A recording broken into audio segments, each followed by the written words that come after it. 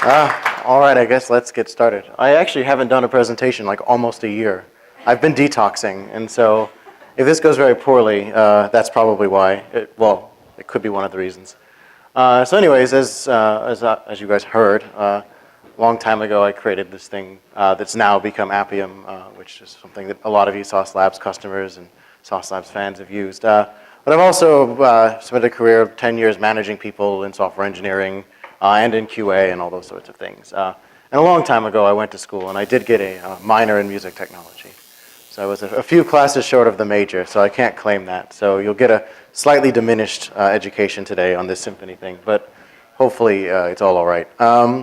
So anyways, I guess I wanted to first talk about like how Appium came to be and why it came to be.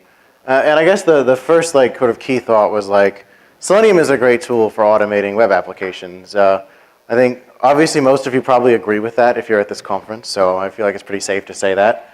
But I think with the initial version and then the revisions that came with WebDriver, it was really a paradigm that people understood and took, and it just went off like a wildfire, and everyone started automating their web applications. And so when I was faced with the challenge of automating a mobile application, the dearth of good tools became all the more apparent at the time. There were some tools out there, some of them worked, some of them didn't, but they all kind of just didn't latch onto it the way that WebDriver and Selenium made sense. And I guess the thought with Appium was like, why can't I automate my mobile apps just like I automate my web apps? I can automate web apps, everyone can automate web apps, it's a solved problem. Why can't we do the same with mobile? And I guess after then we like, let's make Appium and let's actually do that. So now Appium basically does that. It uses the same protocol as Selenium, and as many of you know, have written an Appium test. It's just the same thing you already know when you write a Selenium test. But the other thing that was really surprising about it was like we actually didn't need to change that much. I think when we approached the problem, we thought like, we're going to have to like shoehorn this in there and like do all this really hacky stuff. And while there was plenty of hacky stuff, which I'll talk about at the Appium conference next month, there was also, it was surprisingly like friction-free, which I definitely was not expecting. So I guess the key learning was that automation is actually quite generalizable. It's a very generic thing, kind of like ticketing. You buy tickets to the opera, you buy tickets to the Sharks, you buy tickets on an airplane. It's all kind of the same thing. It's all ticketing, right? And I feel like automation is kind of the same thing. It's all about just sort of controlling things and then validating things.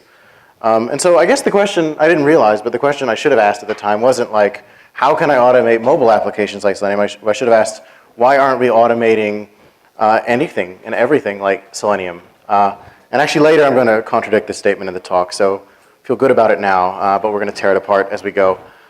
So basing Appium on this widely available standard made it really take off and made people really latch onto it, and it allowed us to get a lot of people on board really quickly and not have to explain too many new things to people.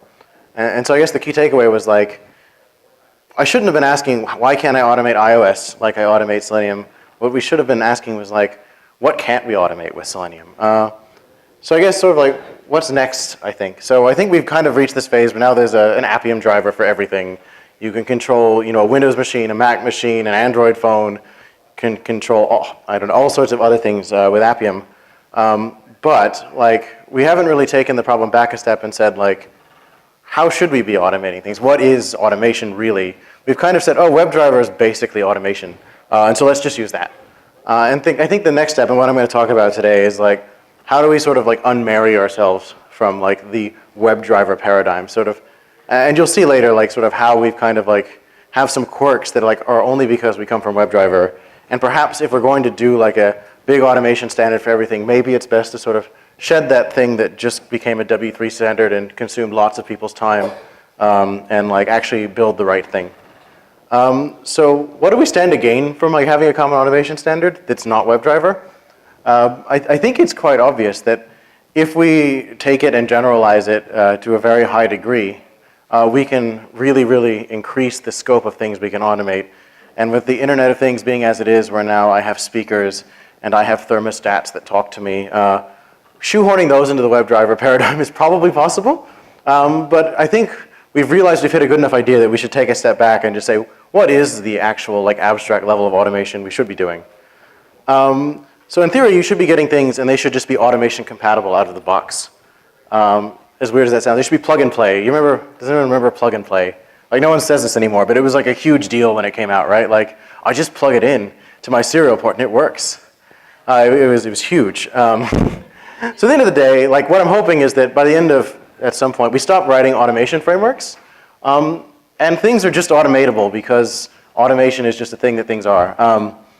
So anyways, I sort of bring an example, and I'm glad I see Jonathan in the back now because I will embarrass him slightly now. And so I think another thing that, like, occasionally you say things and you don't sort of realize like the importance of like what you've seen or what you've said, right? And I think there was a moment like from 4 or 5 years ago, and for the people in the back, I'm warning you to switch to the boom mic now because I'm going to play something as soon as I... So Jonathan did this talk in Portugal a while back, if we could switch the screen to it as well, where he basically made a band using Android and iOS simulators, and I'll just play you a sample for those of you who haven't seen this. And I think if YouTube decides to cooperate, maybe if I move it a little. There we go. What do you know? And so at the time I thought this is just really cool. Jonathan's like one-upping me and like entertaining everyone much better than I can. But what I didn't realize is like, holy shit, like this is it. Like this took like 3 years later. I was like, no, like, oh shit, am I playing out of the HDMI? Hold on. Let's do this. All right, here we go. Oh, just in time. And so what you're seeing here is from 4 years ago. It's Appium controlling drum kits on some Android simulators and pianos on some iPhone simulators. And it's sending key press events to trigger the correct notes and the correct, let's stop the music. And we can go back to the slides. But while I thought this was like just really entertaining, really cool, what I didn't realize is like, this kind of like, I think Jonathan's a musician, right? So I think Jonathan like inadvertently stumbled across like this big epiphany. And it's like, and this is kind of my thought right now. And I hope that this presentation is a bit more interactive. So please feel free to like disagree and like suggest things because this is sort of half-baked at the moment. But so I realized that like musical notation is basically just automation if you think about it, right? Like you have these scores of music, right? And then there are people that go and play instruments that map the score, right? And at the end of it, you get this product that's like this, you know, unified sound, right? But it's pleasing to people, and it has like right and wrong, I suppose. And automation is really no different. Like as you see in the example I showed earlier, we're sending drum kits, presses, and key presses, you know, over time and such. And so I thought like, this is probably actually like the exact kind of thing we need for automation. So to like sort of, for those of you who aren't familiar with this, which most of you probably are, the composer doesn't know how to play every instrument in the orchestra. There's 70 instruments or something in the orchestra. If he's good, he might know 3 or 4, right? But he's still able to control them and tell them like what to do, right? He maybe had never picked up an oboe in his life, but he knows like what it sounds like and what notes to write to make the oboe player play the correct thing. But he has musicians that know how to do this, right? And then lastly, like each instrument kind of has like a unique set of abilities and capabilities, right? Sort of like Selenium capabilities, but a bit different. And so I think that in the future, this is kind of what automation is, right? You can think of, you know, your Apple Watch or your laptop or your phone as just an instrument in an orchestra. And what we're really doing with tests is we're trying to play pieces of music and we're sort of making sure that these instruments aren't defective, right? That the music sounds good, right? So I know this is a bit of an acid trip, but stay with me. So you can think about an instrument kind of has capabilities, right? So let's like take a look at a piano. You know, a piano, the lowest note on, I think it might be A0 actually, I might have written that wrong. And then it goes up to a high C, right? So any piece of music that has those notes so far can be played on a piano. Now, a piano is also what we call a polyphonic instrument, meaning it can produce several tones at once. There are sort of limits to that, right? You only have so many fingers and they're only so fat. I mean, so someone with fat enough and long enough fingers might be able to play a dozen notes or something, but in general, that's not going to sound good. It's not really capable of pitch bends. I mean, you could like open up the lid and like take a crowbar to one of the strings or something and probably achieve it, but in general, it's not an instrument like a guitar where you're designed to sort of bend the pitch. And lastly, it has the ability to turn on and off the sustain of notes with certain amounts of granularity. So you sort of have the soft pedal, which turns it off. And then you have the sustain pedal, which sustains it, and then you have the one in the middle, the sostenuto pedal that only sustains some of them and doesn't the others. So it's kind of interesting. And a guitar is also polyphonic, but only 6 notes at a time. There's only 6 strings, right? I mean, in theory, you could throw in some like harmonics and let them ring, and maybe you could trigger a few more. But in general, it's 6 notes unless you have a 7 string or whatever. And each string can only produce sort of like one of 25-ish notes. And then in general, there's some things that humans just can't do with their hands. And I guess the same thing with, like I talked with piano. So it does get a bit more complicated, right? So it's not as straightforward as like, I have these notes. I can produce these notes. But it sort of presents interesting problems, right? So I said, oh, this is just like this, and now I've said, oh, this is really hard. But sort of, it kind of informs like what changes we might need to make to support more generalizable automation. And so right now, capabilities are kind of like Booleans, or they're strings, right? But perhaps they need to be something more complex, like a lambda or an anonymous function or something like that. So if you can imagine, like, how do I, can the piano play these notes, right? So obviously, if they're like a note, an A0, an A4, and an A8. No one has hands that can do that. You could use your nose or something, but like in general, we shouldn't allow that, right? And also, it presents other interesting questions, like how do you sort of draw the lines, right? Like, is each string its own instrument maybe then? And then does it make sense, right? Because you can play a string like as an instrument, and then it's a lot less complicated. And also, like maybe your hand is actually the instrument, right? Or maybe your foot or your finger. Where do we draw the lines, right? And so I'll get off this weird acid trip now, and we'll go back to reality for just a second. And let's sort of take a look at like what we might be able to do with actual automation that we have to write. I don't think anyone here has to automate music for a living. I hope not. Well, maybe I do, because I have a good job, but like someday I might not, and then that sounds fun. So if you look at like some of the quirks that Appium has, because it's based on WebDriver, they're kind of really glaringly out there at you, right? Like, so for like a first pass, like, take a look at these guys, like element.click. So click is, no one uses mouses anymore, let's just say. So no one really clicks. They don't even make the click sound anymore. So that's kind of one that immediately jumps out to mind. Like that probably should be something else. Get page source is really web domain specific, right? I wouldn't say that an Android app or an Amazon Alexa would have a page source per se. Perhaps it's a user interface hierarchy.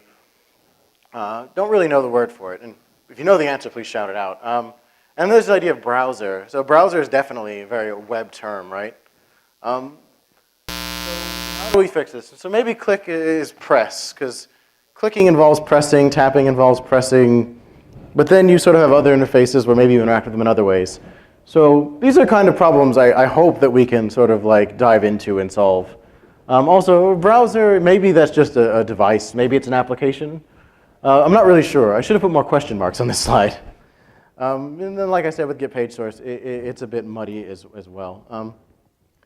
So if you think about it at a higher level, maybe devices have operating systems. I think we can all agree the device generally has an operating system. That is pretty true across most things. And then your operating systems usually have applications, right? And then they have like peripherals that give you input and they give you output, right? I think that's generally what operating systems do, right? And then your applications have the user interfaces, right? So if it's a voice app, it has a voice interface. If it's a touchscreen app, it has a touch interface. If it's a desktop app, it's going to have a graphical user interface. But they all have sort of interfaces, right? And these interfaces are consisted of elements. So there's different elements you interact with. So in a voice interface, what's an element? I don't know. A bit more obvious in the graphical world and the touchscreen world. But in general, there are sort of elements you interact with, right? And then your goal is to manipulate these elements and sort of affect your outputs. So you use the inputs to manipulate the elements in the interface. And then from that, you sort of affect the output. And then as your test, you're probably usually verifying that output or perhaps that interface, right? It kind of makes sense. So maybe we should also start thinking of tests like, if you've ever studied networking, there's like 6 levels in the networking stack, right? And so maybe tests are kind of similar in that there's different layers that we should think about testing. So you can think of like the device level being like things that are particular to that device. So like your hardware buttons, turning the power on and off, that sort of thing. Things that are just tied to the device. It's a bit muddy because some of those are handled by the operating system, but in general, they're sort of hardware controls, right? And then you can sort of think about at the operating system level, what do? You install applications, you launch them, you set the date, time, the language, some basic state about the operating system, and then you obviously can see your input and your output interfaces, right? If you take another step down the rabbit hole, you sort of see that now you have applications, right? And they have settings, and this is kind of what we do with Appium right now. Well, maybe not, I won't go there, but they have a user interface hierarchy, and they generally associate, they're manipulated by these inputs and these outputs, right? And then we go one more layer down, and you have your inputs and your outputs, your peripherals, right? So these are the things, like a touch screen. So you do have the interface, which is kind of tied to the input, but the input is actually sort of the coordinates where you're touching and the gesture you're doing, right? In the case of a screen, your output is sort of like a screenshot of what your screen says, right? And then in the mouse, you have buttons, and you have like position of the mouse and speed of the mouse and all those different inputs, right? And on your keyboard, you have so many just like things to type. And lastly, if you have a microphone, that's an input, and the way you interact with it is you talk to it. And so I guess an example, think of it just sort of to like give a more solid example of this. An HP Pavilion was a device. I couldn't think of something like normal to put there. So yes, that at one point was a device, right? And it had the Windows operating system, which at one point was an operating system. Sorry. And then on that, you might have the Firefox application, right? And a mouse, and a display, and a keyboard, right? And that Firefox application has a user interface. Now, it happens to be a web-based interface, but you could also think of it as a graphical user interface. And so perhaps, like, as we unroll WebDriver, this is kind of like the first level we should start with. Take the first thing it worked with and sort of like tear it apart into what it actually is, right? Because if you live in the web world, you're sort of bound there. And I think all of us have hit the situation where you have test cases where you need to upload a file in Selenium, or you need to do something that's slightly not browser related, right? And then it all just kind of like gets a bit trickier. So another example, so an iPhone, that's a device, right? And it has an iOS operating system. This one still exists. Let's say it has Spotify installed on it. And of course, there's touch input, there's audio output, there's graphical output, and there's a user interface, right?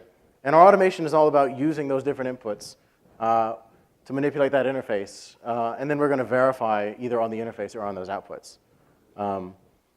So sort of thinking about extensions, right? So now, like, what are Bluetooth headphones in this world, right? Are they an additional output or input? Some of them have controls, so maybe they're like both an output and an input. Is that okay, or do you separate them, right? Yeah, and any wearable in general, like an Apple Watch, if you look at the way the software runs, right, it kind of has like, well, until the Series 3, right, it had like a host app on the phone that was just sort of feeding it stuff like an external display / touchscreen. So it becomes interesting where you draw the line. And we're starting to get into the thing where, like, I would like people to really think about this, smart people, and then, like, talk to me about it, because I'm not sure the answer to these just yet. But I know they're there. So what is the point of all this? This just seems like needlessly pedantic, doesn't it?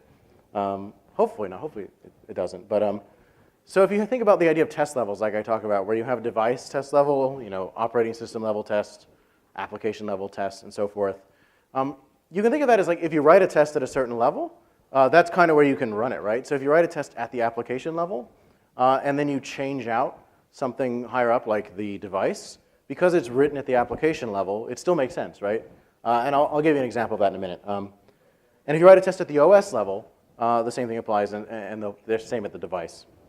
And I'll talk about sort of the idea of, like, if we take this approach, we're also kind of self-documenting exactly what kind of apps we're building.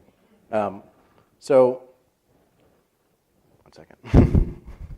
So if we get everyone on board with this plug-and-play approach, then you don't ever have to learn a new automation framework. And then conferences like this get a little more interesting, and they become a little more academic. And it's a bit less like, here's the new framework, here's how to use it. And it's a bit more of like the stuff we should actually be focusing on, which is like how to properly verify software. Instead of like, how do I get an Android phone to run with this thing? That shouldn't be a problem that we're wasting a lot of time on. And the other thing is you can start writing tests that are future-proof. So if there's a standard that every device in the world ships with, when a new device comes out, it implements that standard, and you can just go in and all your tests work. And then lastly, you kind of put the onus on the application developer to sort of spec out like their interface and how it works, right? And then you sort of get a bit of self-documentation in there. So by capabilities, we can sort of tell where the test can run, right? So imagine you had an app, and you could add your own domain-specific capabilities to see where the test can run. And if you put them at the application level, you can start to write tests that will run across many different devices, right? So let's take a look. So imagine like these are kind of like app capabilities. So my app has the ability to log in. It has the ability to send a message. It has the ability to read a message, maybe. So imagine like AOL, I don't know, just to pick on someone, decides to release a new mobile phone operating system. And it ships with an automation framework that has a binding for this generic automation world. As a tester, I can see what inputs, outputs, and applications are available, and I can automate it without learning anything because it's just a standard, right? So I want to write a test that works across multiple devices, and I use these app-specific capabilities to expose what my app can and can't do. And then I write automation at that level that will run on many devices. So like, for example, imagine this is a pretty simple test. You log in, you compose a message, you turn off the internet, you send a message, you verify that message is still sitting in your outbox, then you enable the internet access, and then you verify your outbox is empty. So this is like an example of like, these are things an application would expose, right, at its automation layer. And then all the tests that wanted to do different combinations of these things could just use these components. And so you can imagine, this doesn't look, you can't tell if this is a mobile app, if this is an Amazon Alexa app. It doesn't say in here, right? And so you may notice, like if you've ever seen other talks I've done, I've done this talk on sort of well-abstracted automation.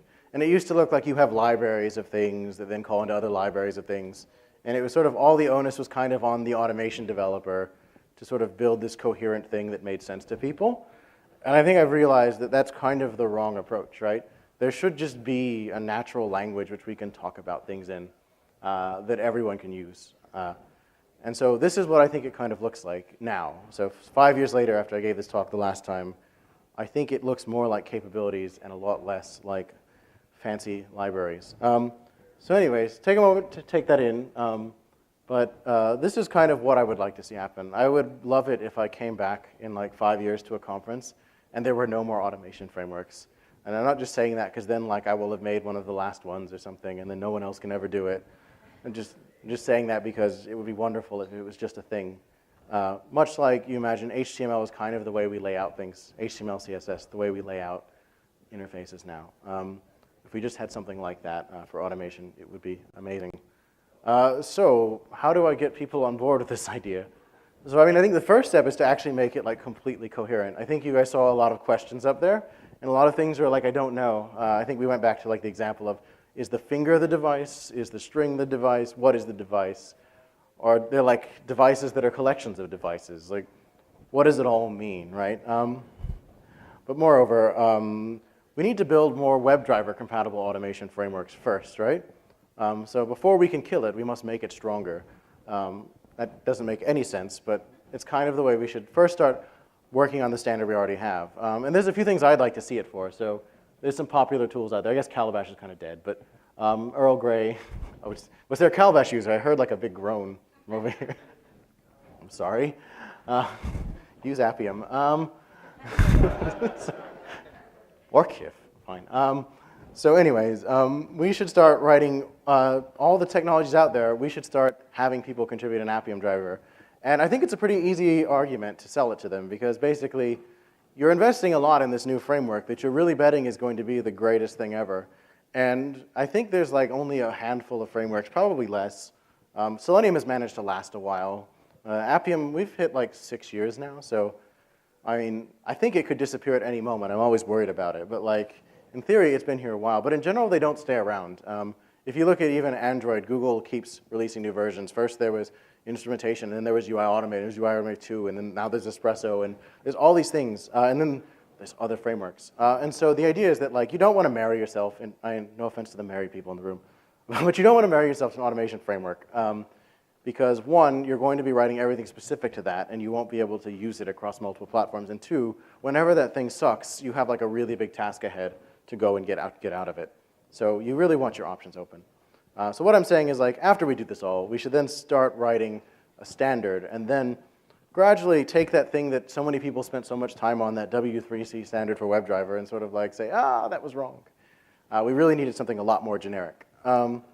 So anyways, getting the word out, I'm going to talk about this occasionally at conferences, but I hope that when you go to conferences and someone puts up some new framework, you present them with the argument like, why are you writing a new framework? This isn't what we need. We have too many frameworks. I'd love to, I wish I could blog about it. And then anyways, I would just encourage you all, when you write an automation framework and you go back to your desk, think about, am I marrying myself to one framework, one paradigm? Should I be thinking at a more abstract level? Because you can really, really put yourself in a deep hole if you drill in too deeply to one framework, even if it's Appium. As cool as we are and as many things as we support, you can really, really sort of shoot yourself in the foot later when the next great thing comes along and is not supported by Appium. So anyways, I've hit my limit of time, so I will go ahead and yield because I need to take questions. Yes. The company where you work, are you using Appium? Are you personally using Appium? And at the company which you work at, are you using Appium? Are you personally using Appium? And do you have actually QA in your company who using Appium? So I'm at this conference representing the Appium project, not my employer, and so I guess I'm not, I have an NDA like most people in the Valley, and so I can't talk about what I do where I work. But I have used Appium other places I've worked, and I guess the other question was, do we have QA people? If my opinion on that, and not that this is like relevant at all, it's just an opinion, but like I've always thought tests are best done by developers. When you sort of shirk off quality to some other group of people, it's like a nice perk to have as a developer to know I don't really have to care about that. But at the end, it's like really detrimental to your customers and your products, and you end up with lower quality tests than if you have the same person implementing the feature, ensuring that it's actually going to work. I don't know if that answered your question, but You personally use Appium? I have used Appium.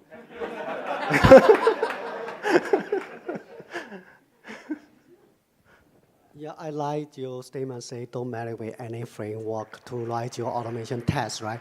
But the question is you don't write, let's mean you don't write any automation, right? You don't use any framework. So what do you think about that, right? The Get my is- question? Could you repeat the question?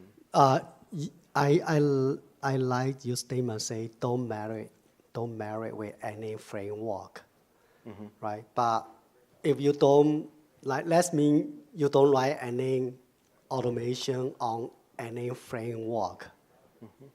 It come from what you said, right? Like how do you write automation? Not any automation based on framework to. All right, I think perhaps I should clarify what I mean. So what I mean is simply this. There's a tool like Appium, and there's a protocol like WebDriver. And by embracing these protocols, you open yourself up to the possibility of using all sorts of great things made by other people in the open source community. And so I was encouraging everyone when they go back to their office, if they're going to write a test automation framework, make sure that you take a software engineering approach and you put the right interfaces in place so that if you ever want to change that framework, you won't have to rewrite everything that you do. And so one of the better tools out there to do that right now is Appium because it allows you to use multiple implementations. There's several different Android implementations, and it also allows you to work across multiple different devices and operating systems and things. That being said, I don't think it goes far enough, and I guess the point I'm making with the talk is that I'd love to see if there was just a standard out there that device manufacturers could implement so that there were no automation protocols, there was just automation. But unfortunately, that hasn't happened yet, and so we do have to actually write automation, if that makes any sense.